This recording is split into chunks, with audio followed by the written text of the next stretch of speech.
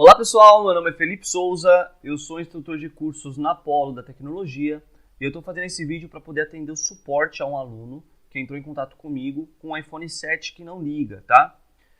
Um detalhe muito importante é que esse aluno está começando a fazer manutenção nos aparelhos, então ele não tem as ferramentas específicas para poder trabalhar com o iPhone. Ele não tem um dock de carga, ele não tem nenhum material específico para trabalhar com o iPhone. O que ele tem disponível lá é um multímetro e a fonte de bancada.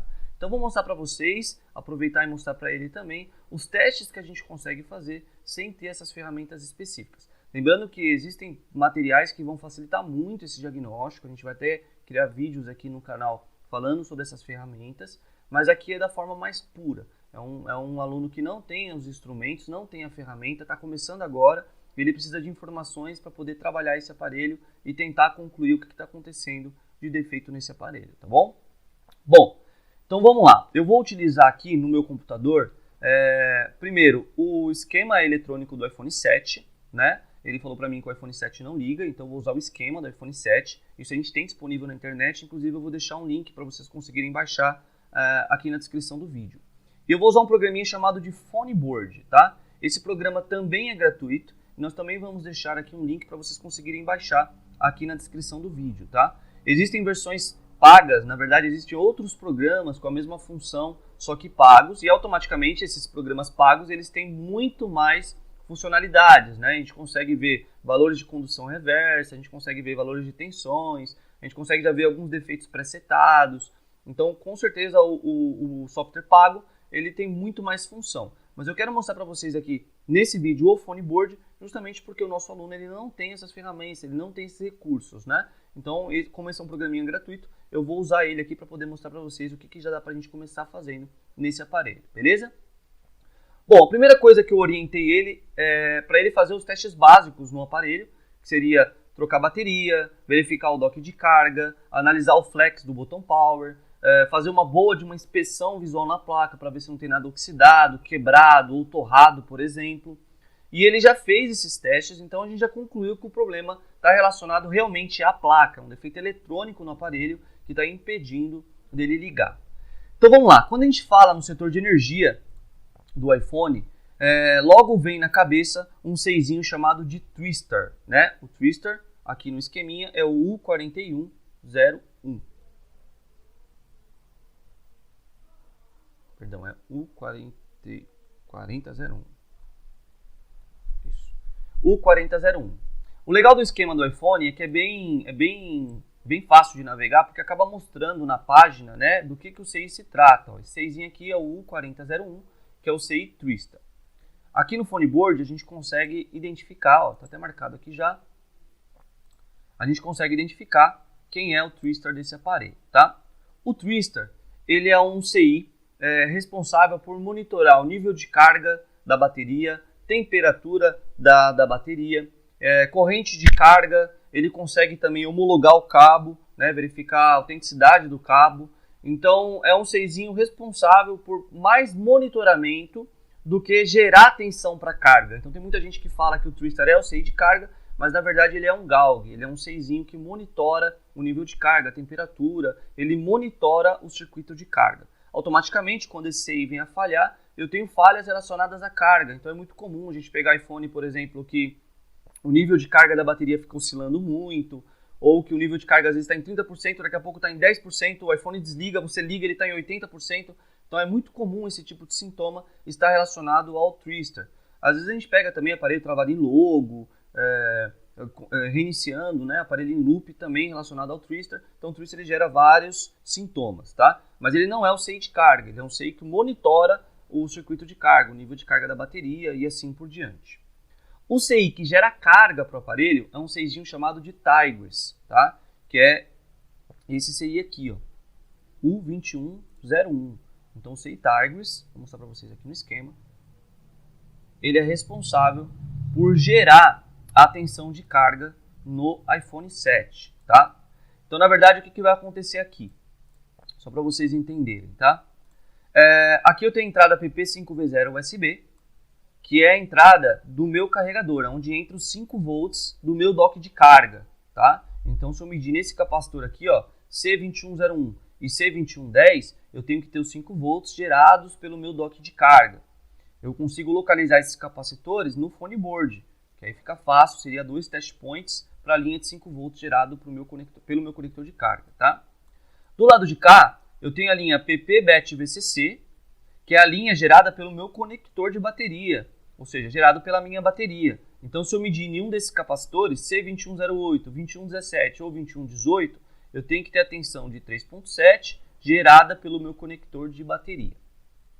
E aqui em cima, eu tenho a famosa linha PP-VCC-MAN, que no caso do iPhone 7, no esquema, é conhecido como PP-VDD-MAN.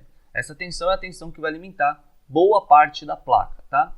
Então, o que acontece aqui? Só para vocês entenderem, e aí automaticamente a gente vê o que a gente consegue testar nessas linhas. Primeira coisa, quando a bateria está plugada, esse MOSFET aqui, o Q2101, ele utiliza a energia da bateria para gerar a tensão PP-VDD-MAN. Ou seja, enquanto a bateria está plugada, aqui eu tenho 3.7 volts e a linha PP-VDD-MAN também tem 3.7 volts. Quando você pluga o carregador aqui, ó, PP5V0 USB, o CI U2101 desliga o Q2101, que seria esse MOSFET, para isolar a bateria da linha PP-VDD-MAN. E ele fica responsável por gerar essa tensão PP-VDD-MAN, tá? Então, esses 5 volts vai ser gerado para carregar a bateria, que está isolada, né? Esse MOSFET está desligado, então essa bateria está isolada, está só recebendo carga e sendo monitorado lá pelo Twister, tá? E o CI-U2101 acaba gerando a tensão PP-VDD-MAN para poder alimentar meu circuito, né? Então o meu carregador vai ficar responsável por, além de carregar a bateria, também manter o aparelho funcionando. Quando você tira os 5 volts aqui da USB, o MOSFET liga novamente e a linha PP-BET-VCC assume novamente a linha PP-VDD-MAN, tá? Então assim, ó, o que acontece? A primeira coisa que eu faço, que eu faria, né, sem os instrumentos, seria analisar essas 3 linhas, né? As 3 linhas principais de alimentação da placa, até porque essa placa não liga.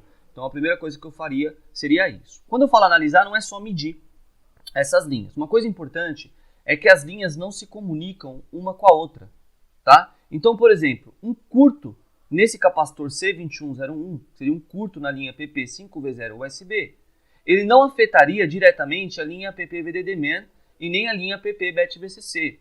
Tá? Então a primeira coisa que eu faria, pegaria um test point da linha PP5V0 USB, seria o C2101, e mediria a continuidade desse capacitor com terra. Tá? Eu não poderia ter continuidade, caso eu tivesse continuidade eu tenho um curto na linha PP5V0 USB. Aí eu faria esse mesmo teste nas outras linhas, então eu pegaria a linha PP-BET-VCC, verificaria curto nessa linha, medindo um desses capacitores para o terra, por exemplo, e também mediria a linha PP-VCC-MAN para o terra, para ver se esse capacitor aqui, por exemplo, C2114, não está em curto, ou se a linha, né, não está em curto, e aí automaticamente é lógico que o iPhone não ligaria. Então assim, como são 3 linhas isoladas, analisar curto nas 3 linhas, tá? Isso é importante porque tem muito técnico que está começando e liga o aparelho na fonte de bancada e a fonte de bancada não acusa curto e o técnico acha que não é curto na placa. E, na verdade o curto está isolado, ele está numa linha que ainda não foi alimentada, tá? Então faz isso, pega um test point da linha PP5V0 USB, tá? Não precisa ser esses capacitores, por exemplo, eu vou aqui no phone board, ó, C2101. C2101. Ó, esse capacitor, tá? Se eu clicar aqui, ó, qualquer componente que estiver marcado em vermelho, eu posso usar como test point. Então aqui desse lado da placa não tem muitos, mas se eu virar aqui, ó, o outro lado da placa, ó, eu tenho pontos de teste da linha PP5V0 USB, né? Eu posso medir qualquer desses pontos vermelhos, ó, com terra. Não pode dar continuidade. Se der continuidade, né, automaticamente essa linha está em curto, tá? Outra coisa importante, aí já acrescentando um pouquinho mais de informação sobre isso, é que se essa linha estiver em curto, né, não adianta tentar energizar o aparelho com a fonte de bancada usando o conector da bateria, porque a linha da bateria não se comunica diretamente com a linha PP5V0 USB. Então, como vocês não têm uma ferramenta específica, né, a gente está trabalhando de uma forma que não tem uma ferramenta específica, o que eu faria é ajustar minha fonte de bancada para 5 volts e injetar 5 volts na linha de 5 aqui, para tentar detectar quem está causando curto, tá? Então, Assim como se eu tenho um curto na linha PP-BET-VCC, eu injeto tensão na linha PP-BET-VCC. Se eu tenho um curto na linha PP5V0 USB, eu injeto tensão na linha PP5V0 USB. Então a primeira coisa que vocês têm que fazer é isso. Verifica se nenhuma das 3 linhas não estão em curto. E verifica se as tensões estão sendo geradas. Então, alimenta o aparelho, energiza o aparelho e verifica se a tensão PP-VDD-MEN está sendo gerada. Porque você pode ter uma falha de Tigris ou você pode ter uma falha no MOSFET Q2101. Né? Então, verifica se essas 3 correntes aqui, se essas 3 tensões, perdão, elas estão sendo geradas. Tá? Seria o primeiro teste que eu faria, principalmente sem ter um instrumento, uma ferramenta específica para poder analisar o aparelho, perfeito? No mais, o que eu faria aqui seria, além da troca do twistor, do Tigris, a troca do twistor, né? Uma análise lá na linha e uma troca do twistor também, perfeito? Então esses são os testes aí que dá para a gente fazer sem a utilização de ferramentas específicas. Isso defeitos eletrônicos, né? Defeitos voltados à parte de placa, beleza? Espero ter ajudado vocês nesse vídeo.